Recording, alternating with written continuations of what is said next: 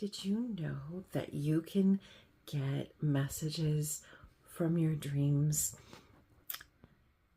personas? So every person has multiple personas. And an example of what that means is, let's say you're a teacher, but when you go home, you're a sister or a brother or a mother or a daughter, or in another part of your life, you're a caretaker or you're a pet owner. All of these different roles that you play in relating to other humans on the planet, those are all personas.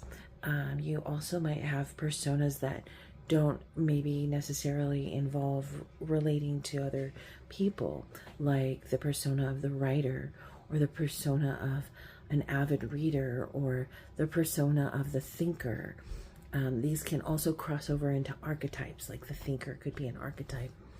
In your dreams, you have access when you remember your dreams and you recite your dreams as soon as you wake up, without thinking, without putting a filter over what words you're going to use to describe it, just letting the first words that come out of your mouth, even if they're Freudian slips, you just let them come out and have them recorded.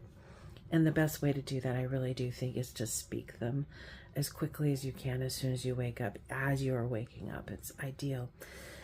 But the way that you access, the way that you begin to access your different personas is by asking yourself, what part of this dream really stands out the most to me? What part do I really feel the most about? Where's there the most action going on, or what is really standing out in this dream to me? And you pick an element of that dream. So you're looking for something that's kind of like a symbol.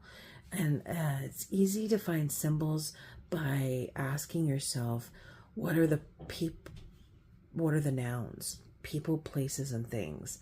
What were the things in the dream? What were the people in the dream?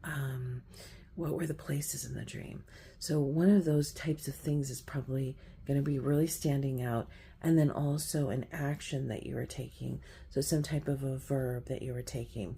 So what you want to do is you want to take one of the symbols, which is usually a noun in the dream, and you want to kind of maybe still frame it, is a way to describe it.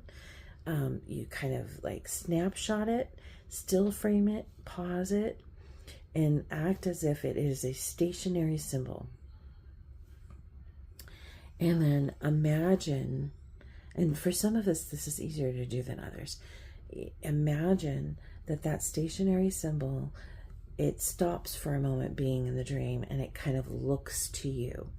So an example of what this kind of would look like when you're sussing this out and you're practicing this is, I don't know if you ever saw the Barbie movie, but at one part in the Barbie movie, Margot, the actress, I think her name is Margot, she looks at the screen and talks to the screen, kind of gets a little meta.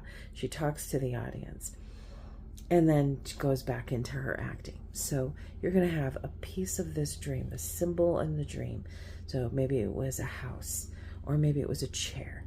You're going to have that house or that chair stop what it's doing, turn and face you, and talk to you as if it was a character in the dream.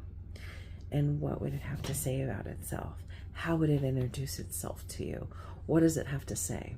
That's the first layer of what you would do to access. This would be your main ego. This would be the part of your ego that you're most comfortable with. This would be the persona that is the most public persona. And that's the first layer of what you would do. And there are many, many other things to do beyond that, but that's the first thing that you would do if you want to start getting information from the different parts of yourself, because all these different parts of yourself, some might call it your internal family system.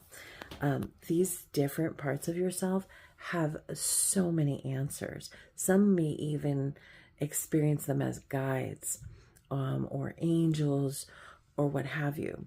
But all woo-woo aside, not that there's anything inaccurate about that, but there are different parts of you, and to access those different parts of you from the dream world, the first step is just take that part that really stands out the most and ask yourself, what symbol would this be? And if this was